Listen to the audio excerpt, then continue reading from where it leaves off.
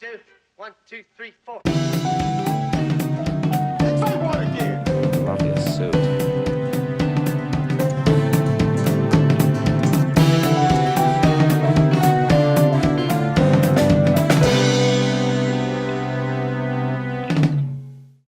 Welcome to Infocus Movie Reviews. If it's great, we'll tell you. If it's bad, we'll warn you. I'm Timsy.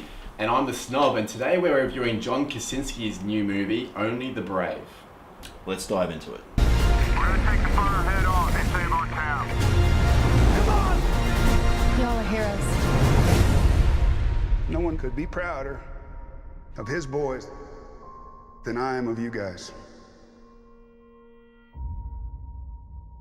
Only the Brave is based on the true story of the Granite Mountain Hotshots. They're a group of elite firefighters run by Eric Marsh, played by Josh Brolin.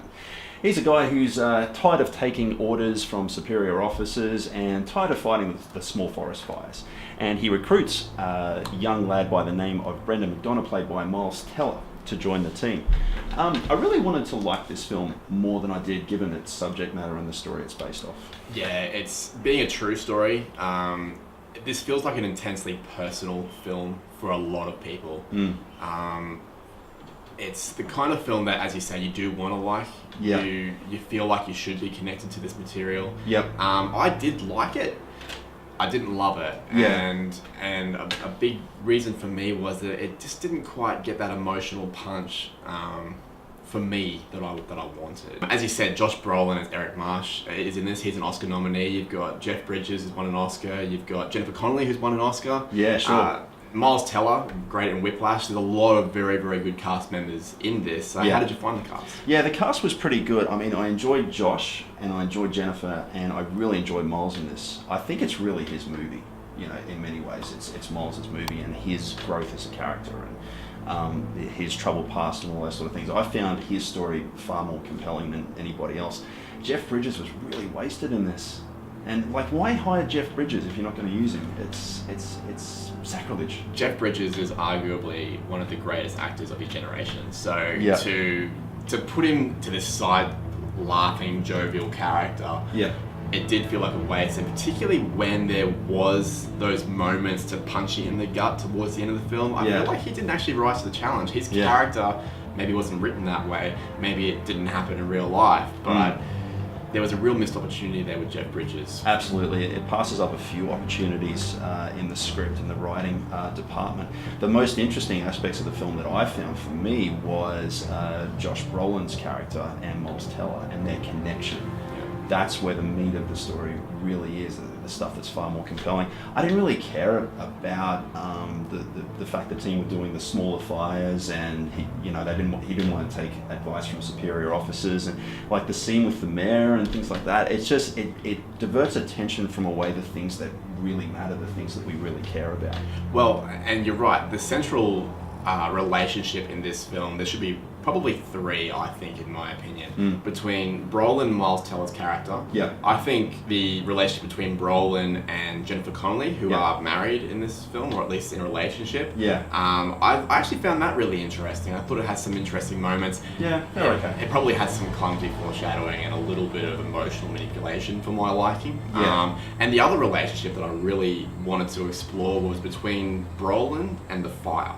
And like, not just because there was multiple fires throughout this movie, but the fact that that fires are this immovable force of nature that just take out whatever is in their way. Yeah. You know, and Brolin had this steely determination to combat that, and because of his experiences in his life that have led him to this point to take Miles Teller's character under his wing and all that sort of stuff. That was a really interesting dynamic for me. You could actually argue that the fire probably stole the show. Yeah, I actually think that the fire did steal the show at many points, because particularly in that second act, man, it really dragged for me. And I always think the filmmakers knew that, because they kept cutting back to that flaming bear. So I actually think the film should be called Only the Bear, personally. Like, that was probably the only part of the film that I thought was unconvincing in terms of the visual effects of the fire. Yeah. It was interesting though. I mean, it didn't, but it was interesting to look at. Well, like I was having a real hard time trying to distinguish which was real fire and which was CGI fire. I had fun doing that personally. For me, like trying to work out what was real and CGI, as you said. Like, Well, I thought it was fun. It was certainly a lot harder than trying to work out if these guys are using a shoddy camera to film their inane ramblings. But You just summed up Infocus movie reviews in like one sentence. I probably could have gone a bit harsher, but to be honest. What was really missing for me was the camaraderie Right, okay. of the team. I didn't get a sense of that, man. In scenes where I felt that it was needed, where we needed that dialogue to establish that team, it wasn't quite there. And then later on in the film, when they're going up against the big fire, right, the fire's there, it's a real threat now, right? They're all sitting on some rocks. There's one of the characters there who does a band in his spare time. He's part of a band, and he's trying to get the guys to come along to his gig, and they're just kind of ragging on him. It's like, guys, there's a fire down here, and like that scene should have been earlier in the movie to establish that.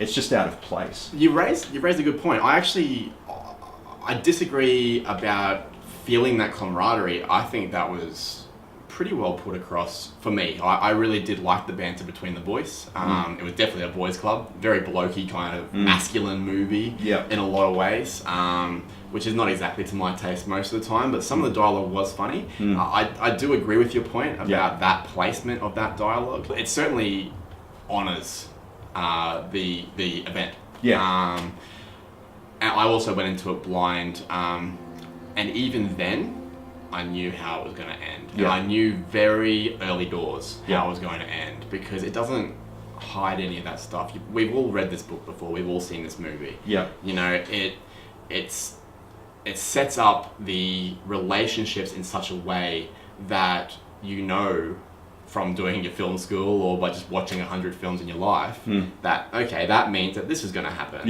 And he's taking this person under his wing for this reason. And there was a lot of just by the numbers writing and filmmaking and directing, which really kind of removed me from the human aspect of this film, because I imagine that there are wives, families, children that are watching this film, like, you know, people that were involved, friends of the people involved, that are watching this film and being absolutely gobsmacked at how it tells their story in a good way, and being really moved by it.